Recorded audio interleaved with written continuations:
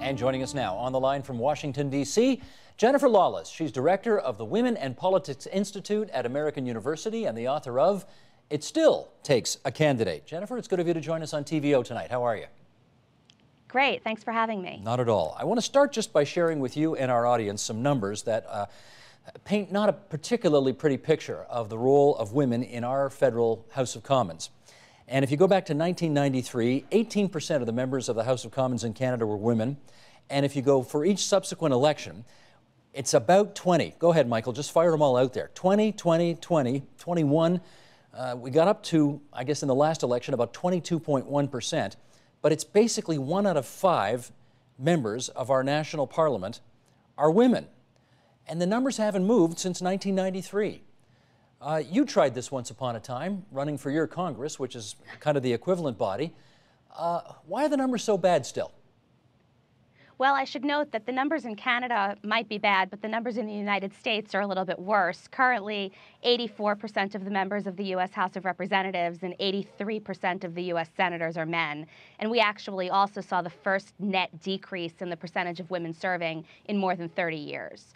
So part of the reason is that women are far less likely than men to emerge as candidates. Study after study reveals that voters are willing to vote for women. When women run, they fare as well as their male counterparts, not only in terms of vote totals, but also fundraising receipts. But they're far less likely to appear on the ballot in the first place. And why is that? Well, my research focuses on individual level factors that make it more difficult for women to emerge. And what I find is that women, even in the same top tiers of professional accomplishment as their male counterparts, are about 10 times more likely also to be responsible for the majority of the household tasks in childcare. So that makes running for office a pretty unattractive third job. Women and men with the exact same credentials and qualifications are not equally likely to assess themselves that way. So men are far more likely to believe they have what it takes, even when on paper they look the same as women. And third, women are less likely than men to be recruited to run for office. They're less likely to receive the suggestion to run from party leaders, elected officials, but even family members, colleagues, and friends. And when you're recruited to run, whether you're a man or a woman, you're far more likely to emerge as a candidate. Now, you said something a second ago about a third job. What do you mean a third job? Well, if you're working 9 to 10 hours a day, and then you come home and you have that whole second shift, you have to take care of the household, you have to take care of the children. Even thinking about running for office is often daunting and not something that seems very possible. Gotcha. We do find that women are more likely to say that they might be interested in running when their childcare responsibilities abate or when their kids move out of the house, but that still means delaying their entry into the political arena by many years, which puts them at a disadvantage. Understood. Now, one thing I have heard, and you tell me whether you think this makes any sense, I have heard that as the level of disgust with politics among the populace goes up, it potentially opens doors for women more. What do you think of that? I think that that's true, and let me explain why. Most incumbents are men, most incumbents are middle-aged men, and most incumbents are the people that the voters are disgusted with. And so to the extent that you can differentiate yourself from the status quo, you have an advantage in these kinds of times. So in the United States, for example, in 1992, which was our year of the woman, voter sentiment was so anti-Congress that women who managed to position themselves as outsiders did particularly well. So I think that given the current times, if women are running, those women who are running effective campaigns might actually have somewhat of an advantage because they don't look the part. And not looking the part when people are upset with the people in power overall is an asset. Now, Jennifer, here's where I come in and say yes, but. And I know you've heard Okay. this argument before, but let's do it again. Indira Gandhi was a pretty strong leader, and she went to war, and Margaret Thatcher was a pretty strong leader, and she went to war. And you could say the same for Golda Meir, and while Nancy Pelosi never sent any troops to battle by her decision, she was a pretty strong leader as well, as hard-nosed as any man. Some would say there's plenty of evidence out there to suggest that women don't actually change the tone of politics all that much when they're in it. What do you say? I think there's some evidence that that's true. I wouldn't disagree with anything that you've said, but I think it's also important to realize that voter perceptions and actual reality are two very different things. And so if women are still stereotyped as being more cooperative, more collaborative, or simply different, then until they get elected and until they demonstrate to voters that perhaps that's not the case, they might be advantaged in these kinds of times. The other thing to note is women are no longer at a disadvantage when they run for office, in part because they are perceived as strong, competent leaders. That's not to say, though, that they still wouldn't bring a different voice to the policy process or to the way that government works. And it might be that different voice, even though that voice could be strong and could result in very similar outcomes, that's appealing to the populace. I mentioned earlier that I think, was it back in 2006 you ran for a congressional seat in Rhode Island, unsuccessfully as it turned out. But what was the experience like for you as a young woman running, for a seat that overwhelmingly was represented by men? Right. Well, Rhode Island had a terrible history of electing women. They've never had a woman governor. They've never had a woman senator. And they had one woman in their congressional delegation once, and that was about 20 years ago. So going in, I knew that it was going to be an uphill battle. Also, taking on an incumbent is not the easiest way to get to Congress. But I ran in the Democratic primary in a heavily Democratic district, so the primary really was the race. And I can tell you that it was the best experience of my entire life. The ability to speak to voters about the issues that matter most to them, the ability to convey a sense of commitment to really improve the policies that the government is implementing, those are experiences that I can't even begin to explain how powerful they are. And campaigning is generally great. You will always find people who say negative things, but 99% of the people that you interact with are just so pleased that they have a choice on Election Day. They're just so pleased that they have the ability to vote for somebody else. Even if they choose not to vote for that alternative candidate, the notion of electoral competition, I think, in this country is still embraced. As wonderful as an experience as that was, but you haven't run again since then, have you? I have not, although it was only 2 election cycles ago.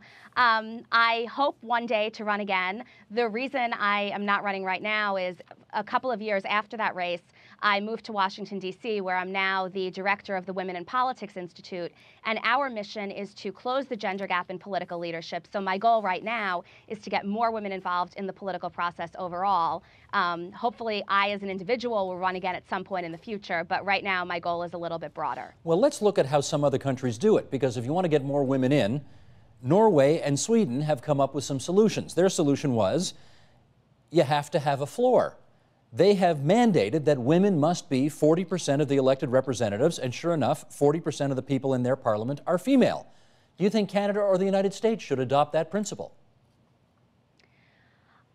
I don't think it's feasible. In the United States, we have a very individualistic political culture. Quotas are seen as something that's very negative and that I think flies in the face of American exceptionalism.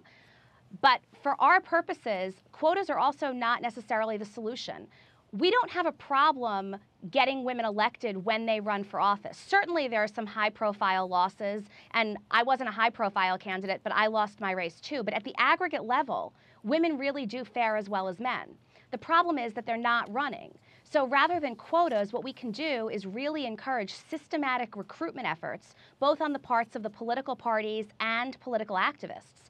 If we get women on the ballot, that's a way to solve the problem and really up women's representation. In the 2010 congressional elections in the United States, for example, women ran for only about 1/3 of the seats across the country. Given that women are also not incumbents, generally speaking, the overwhelming majority of incumbents are still men, if we're only putting women up in 1/3 of the races, that's going to make the potential for any sort of broad gains incredibly minimal. But this sounds like a vicious circle in a way, because on the one hand, okay, you've got to get more women wanting to get into public life in order for there to be more women in public life, but the job, for so many women looks so unappetizing because, you've pointed out, even when they're finished their day job as a politician, they're still expected to come home and make dinner for everybody else and take care of the house. And, if she's in the sandwich generation, not just kids, but perhaps aging parents as well. That's just a prescription for, being completely exhausted by the end of your week. So how do you make, some improvements in the whole, making the job something that would be desirable? Well, I would say 2 things. The first is the surveys that I've conducted of people who are well situated to run for office, lawyers, business leaders, educators, political activists, Men and women in those professions generally find the notion of running for office unappealing and unattractive.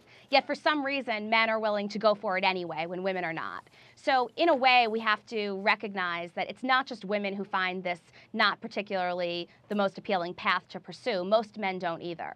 But the second thing is, and this is, I agree with you about the vicious cycle, when we have more women in politics, we're more likely to prioritize issues that affect women, families, and children. So child care, elder care, health care, these issues tend to get more debate and deliberation when you have more women. So increasing women's presence might actually bring about more family-friendly legislation. We just need to find that first group of women who are willing to put themselves out there and run, even in undesirable circumstances. Gotcha. The other thing that I would add is it might be true that it's difficult to identify women who are well situated to run for office, but we're not talking about thousands of women.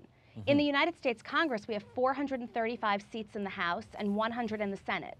Maybe 75 are competitive in any election cycle. I think that if we put our minds to it, we can identify 75 well-qualified, well-situated women and ensure that we up our numbers in Congress. I bet you're right. Having said that, let me, in our last minute here, read one more quote to you, and that is that one of the most popular female politicians in our country right now is a woman named Christy Clark. She just became Premier of British Columbia, which is one of our biggest provinces, and she used to be in charge of candidate recruitment for the Liberal Party once upon a time, and she once said, "Ask a woman to run for office and she'll say, 'Why are you asking me?' Ask a man and he'll say, 'I can't believe it took you so long to ask.'" So, I mean, there is a difference in the ambition levels between the genders, right? And that's probably part of the story here? That's part of it, but I think that what we need to focus on is that when a woman perceives that she actually has been recruited, she's just as likely as a man to respond favorably.